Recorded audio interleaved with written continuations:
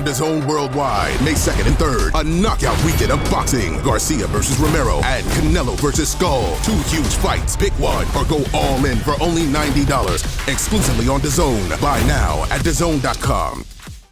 Andrew McCart, IFLTV, delighted as always to be joined by my good friend Sam Jones. Sam, it's been a minute, mate. How's things?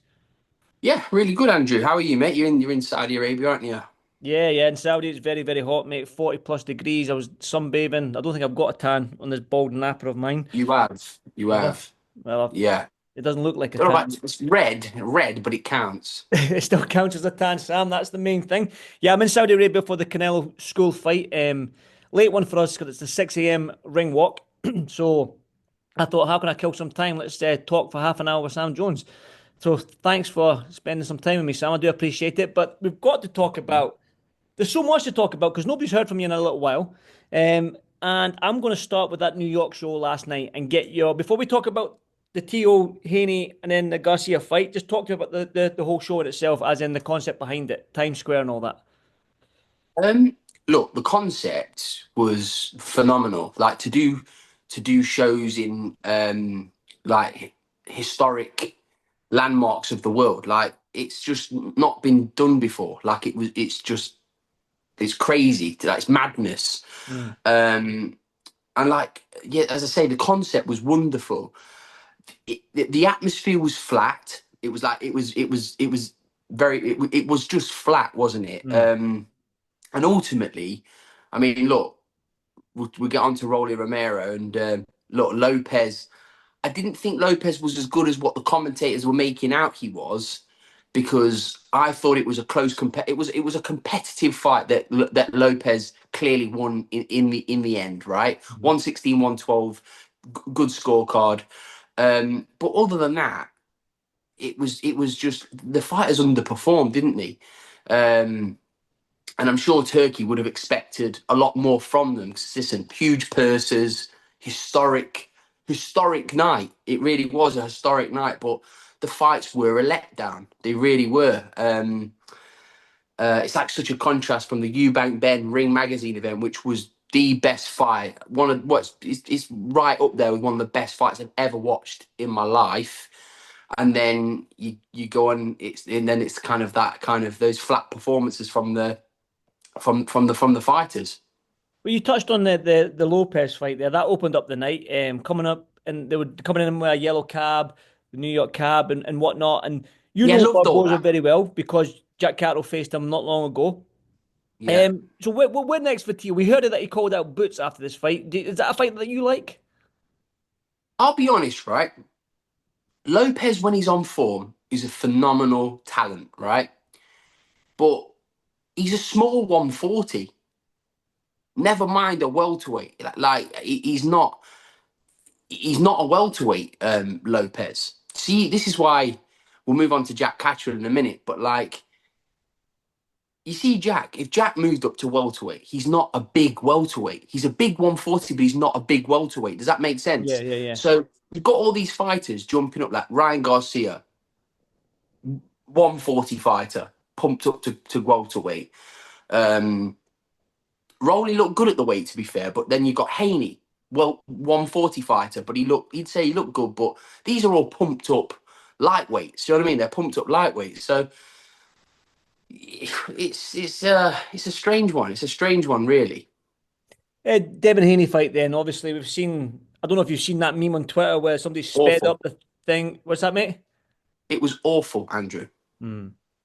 It was. Let's be honest. Jack Catterall tweeted, "People call me boring, but this fight made me look like a prime Marvin Hagler," and it was obviously it was very funny, but like it was just not good. Like it was just not good. Nobody. It was terrible. But he wasn't even like trying to feel him out of the stuff. Like it was from minute one on his bike against, let's be honest, a shot fighter in Jose Ramirez. And I say that respectfully because Ramirez has been a fantastic fighter, great champion, but he's looked shot to bits in his last 2 fights, and he looked even more shot yesterday.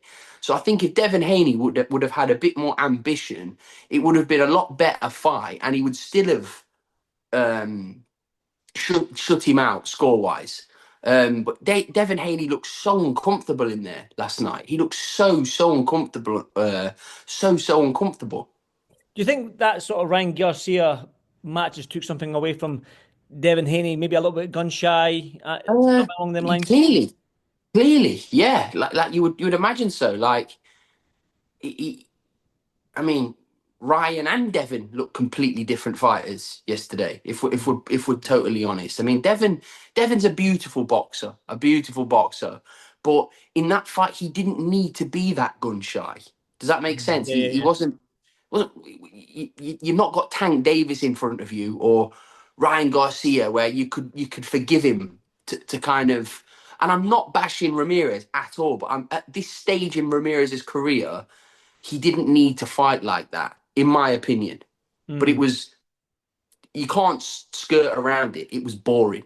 It was really boring. You saw people in the attendance, the people that were there, they were all on their phones, like, because I was watching it, like looking at like my phone, looking at like I wasn't engaged into the fight.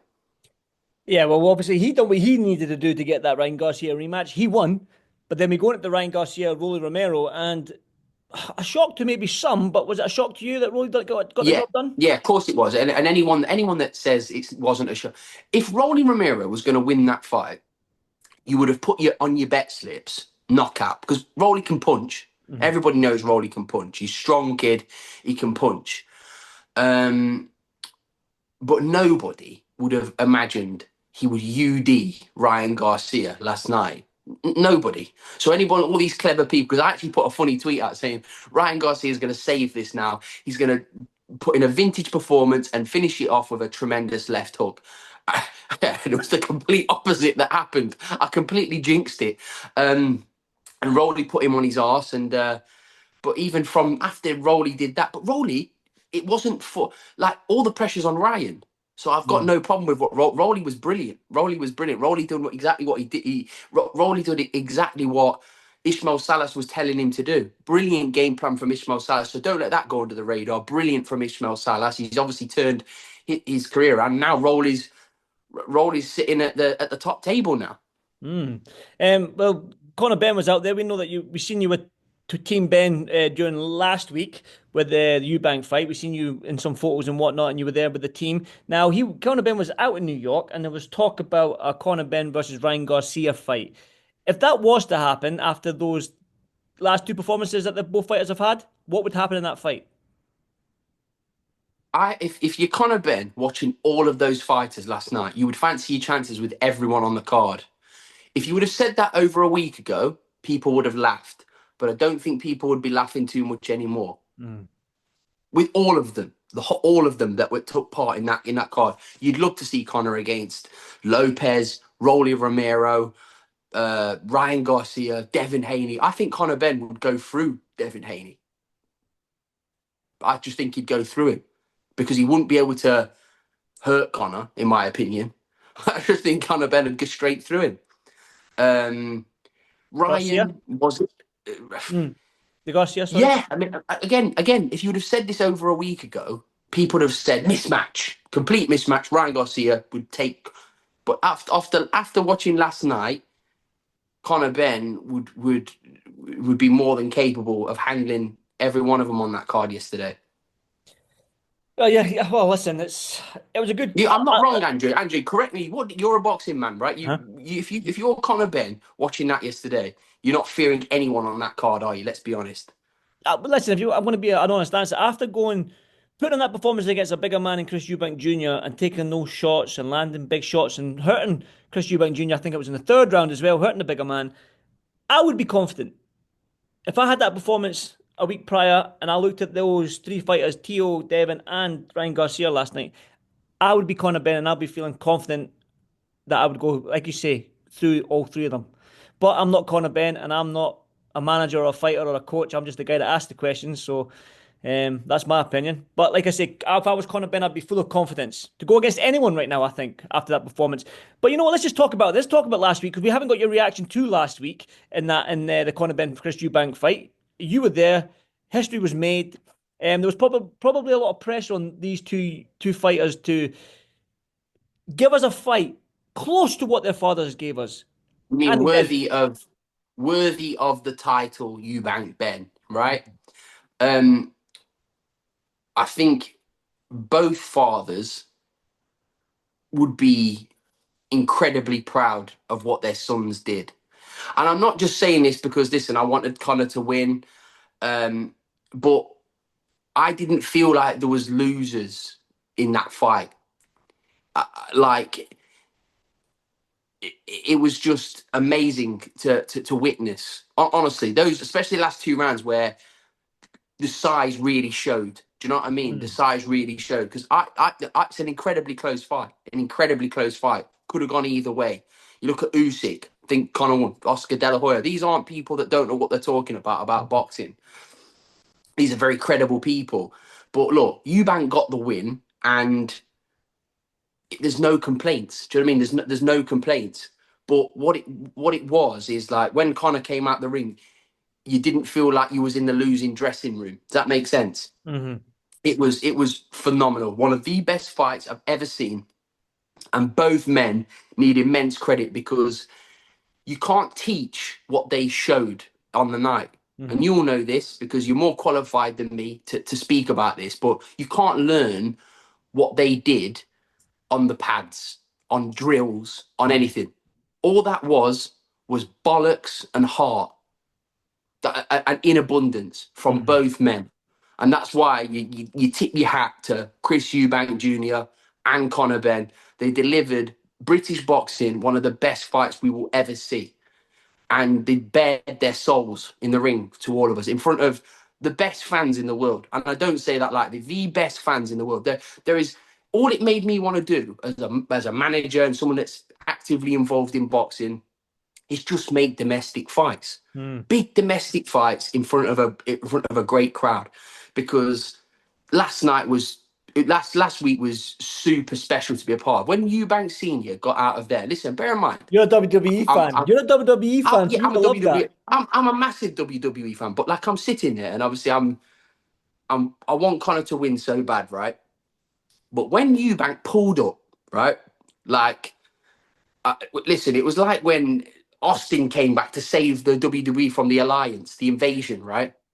Eubank Senior, the limo came in, whatever it was, and the door opened, and he was just there with his smile.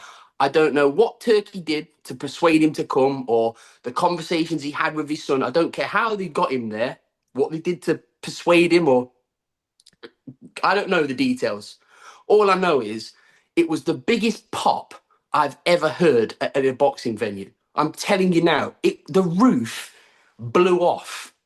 If there was a roof, I don't think we weren't at Wembley, but if there was a roof, it would have blown off because the noise was hairs on your neck material when Eubank Senior arrived there and Adam Smith is the only man alive that could have delivered it how he did. He's here. It was absolutely fantastic.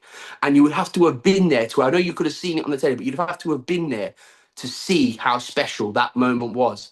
And then when both boys did the ring walks, Conor comes out to Dangerous and the Big Ben chimes, and Eubank comes out to Simply the Best. It was absolutely fucking brilliant. And as I say, I respect both men greatly. I do think the fight took more out of Chris Eubank Jr. than it did Conor Benn. Conor Benn was fresh as a daisy. After that, listen, he went there with his precautionary checkup, but he was out after an hour. Because listen, Eubank was in there for 2-3 days, whatever. And all that matters really is that he's healthy. Because that's all that matters, right? Forget boxing, it's all that matters. But Conor was like, you see him in New York. He's there's no marks on his face. It took a lot more out of Eubank, in my opinion. Eubank, as I say, that he threw the most shots, but if you watch the fight back, and this is just a fact, Conor hurt Chris way more than Chris hurt Conor. Buzzed. He just did. But no, in a short answer, it was phenomenal, Andrew, and amazing. It was amazing for me I've been lucky enough to attend loads of big fights and big nights. That is right up there with one of the best. Yeah, listen, I watched it on telly and it was like you talk about the pop, I felt the pop because my house roof, the roof of my house went off because I was it was something special. It was You cannot spectacular. like Chris Eubank Senior. You cannot like Chris Eubank Senior. You cannot like Junior. But when he came and the door opened, Like sitting there WWE like style. cool as you can be. Yeah, It's just the way I was like, fair enough, fair let's enough. go. You see how you just explained that whole fight, Sam, right? With the fathers, the Eubank entrance, dangerous and simply the best, going into Ding Ding, All About Dre song as well. The rematch. Obviously, when we have a fight like that, you think, oh, let's see it again. But will anything ever top what we saw at Tottenham Hotspur? I think again it would be a similar fight because both men, and look, everyone knows Eubanks Jr. was a tough guy, right? He's displayed it in his career. He's done it. He's shown it, right? Good chin, strong, huge balls.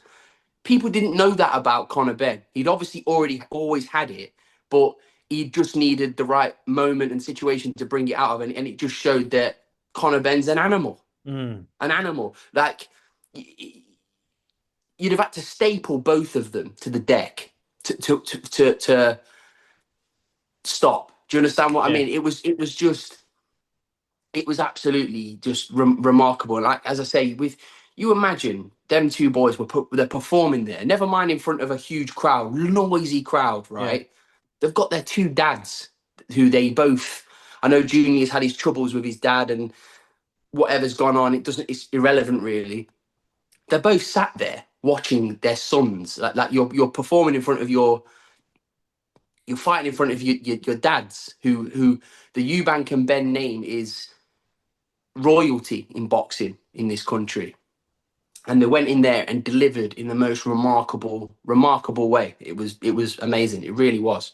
Can we see? Do you think the rematch will happen, or is this something that It's contracted to, Andrew. It's the same terms as the first fight. It's contracted. I mean, I would predict that Eubank's team will not want the rehydration? The rehydration, even though it's contracted. But that would, as I say, then it's kind of over to Conor Benn. What he wants to do, like it changes, doesn't it? It changes the whole terms of the deal. That's why it's a signed contract, isn't it? At the end of the day, but I guess we'll see because look, right now the Eubank Benn name is at the top of British boxing. Fury's still retired. AJ's not boxed for a while. They've both got huge options. Eubank would never in a million years would have got the Canelo fight. He may have that pulling power now. Canelo wants to box in a stadium. Conor Benn can fight anybody from 147 to 154 to 160. Conor Benn can fight who he wants. Both of them can almost handpick who they want to fight next because of what they produced last week at Tottenham Hotspur. I'm glad you mentioned Canelo there because that is the reason why I'm in Saudi Arabia here. I'll get your thoughts on the Canelo Chris Eubank Jr. fight, but he has got, excuse me, William School coming up tonight at 6 a.m. ring walk here in Saudi. I watched a little bit of William School, kind of in and out type of fighter, but punches 1, 2, 3 and then jumps out. I'm not going to say he's like Bivol. I'm just saying he punches, but he doesn't stay in range. He bounces back up. He's got the footwork. What's your thoughts on this fight? I think Canelo will batter him, Andrew, to be perfectly honest, from pillar to post. I think he'll stop him middle rounds. I think Canelo will smash him to pieces.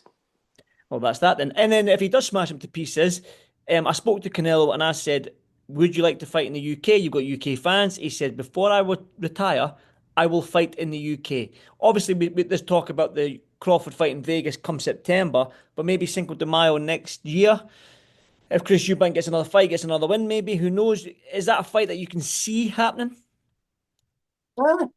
You just don't know now. A few weeks ago, no chance. But now, like I said, because of what they produced, Eubank is definitely in the running now for that type of fight. But if the rematch happens with Conor Benn, then you don't know. Things can change after that. Like, if you see another fight like that, I mean, listen, those type of fights, going back to the Conor Benn Eubank fight, both of them don't need them type of fights, like much more of them, because they shorten your career for sure.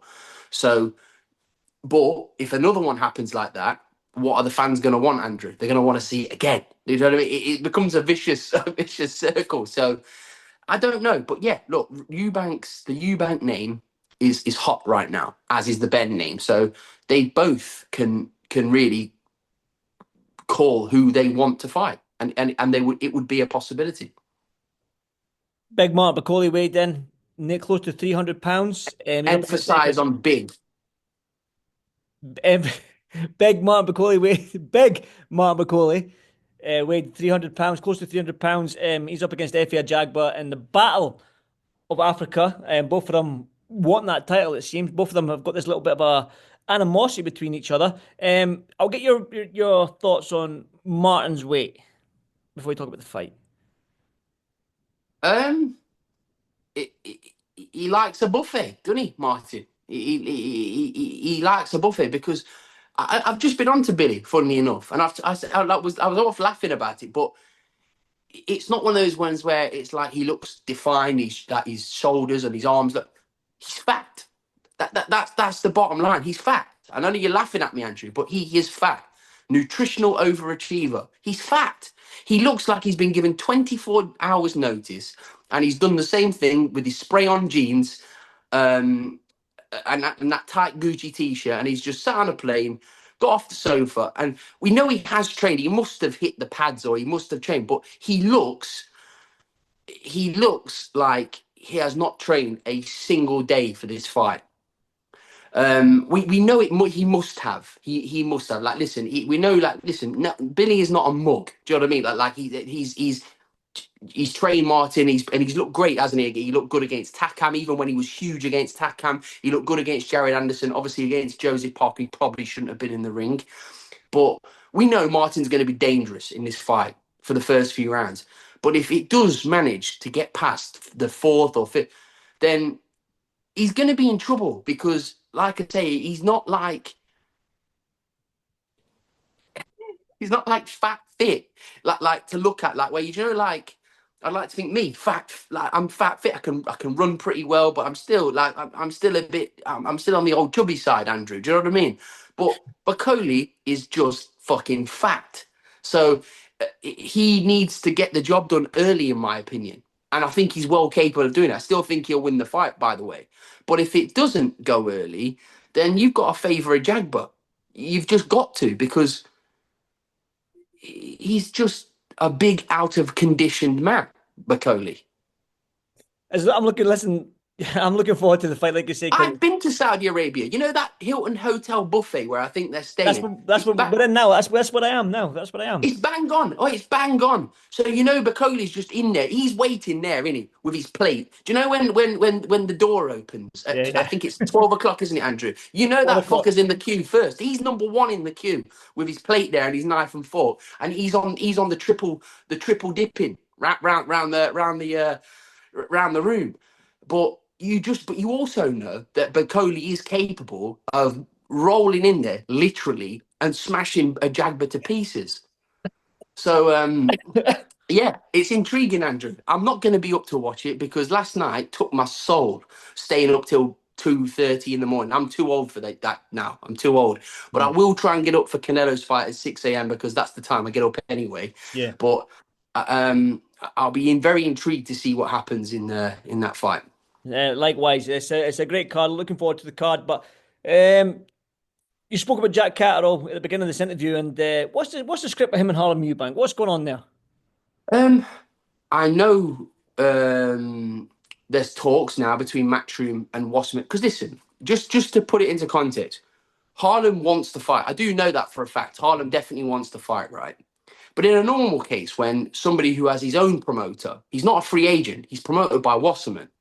I want the fight against Jack Catterall. Usually, his promoter would then make the offer to the fighter he wants to fight. But that's not the case. He's like, I want the fight, and they're going to have to send Wasserman and me at us an offer, which is not really how it works. But in this instance, we've made Matchroom aware that Jack Catterall is more than willing to fight Harlem Eubank next. Harlem's a great kid, get on really well with Harlem. Have done that. I've known him for years, Harlem Eubank, and I think he's a very improved fighter. I just don't think he's on the level of Jack Catterall, and I believe the levels would show. But it's an intriguing fight. It's a domestic fight, and the fans love a domestic fight. So where we are with it is, if Matchroom need to make Jack an offer we think's acceptable for that type of fight, and the fight's on. In my opinion, it's on. But if not, no hard feelings, and Jack will be prepared to get involved in another big fight. Would they entertain 147?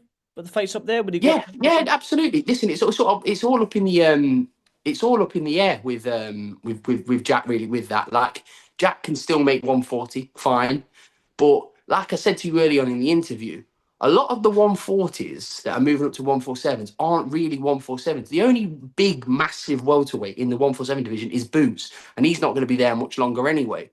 So Jack will entertain.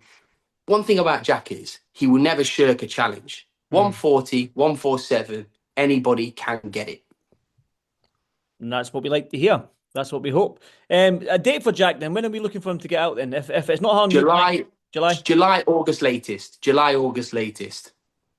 But we're looking forward to it. Sam, it's you've got an absolute hectic stable. You've got a lot of good fighters. You've got young fighters coming through as well, which is it's fun to see. You're just a busy man, Sam. Are you enjoying it? Yeah, listen, I love it, Andrew. I'm blessed. It's a headache, right? It's a headache, and I don't get. People think that it looks great, but it's hard work, and especially like if you're involved in boxing, right? I'm not saying like I'm Frank Warren or Eddie, but you have to be on it 24/7 to work at the top level in this business. You have to be on it 24/7. There is no days off. Like, do you want people to say, "Oh, what are you doing on the?" I'm on job every day. There's no day where I'm unavailable to work. Unfortunately, it's maybe that's not. It sounds selfish, but if you want to work at the top level, you've got to. Unfortunately, that's the job. In boxing, people will know that's in the know. In boxing, there's no such thing as a day off. As we all know. Sam Jones, thank you so much for killing. I think it was longer than half an hour of my time before I got there. Was it? Yeah, I think so. Which was good because I always like chatting to you, Sam. You always speak your piece. I've killed some of your time, haven't I? I've killed some of your time. So what I'll do now is I've got my clothes there, Sam, ready to go.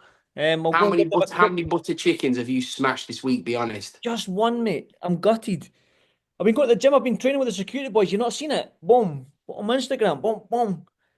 You know, see me being big fucking Brendan and Big Phil and the world's UK strongest man on the pads.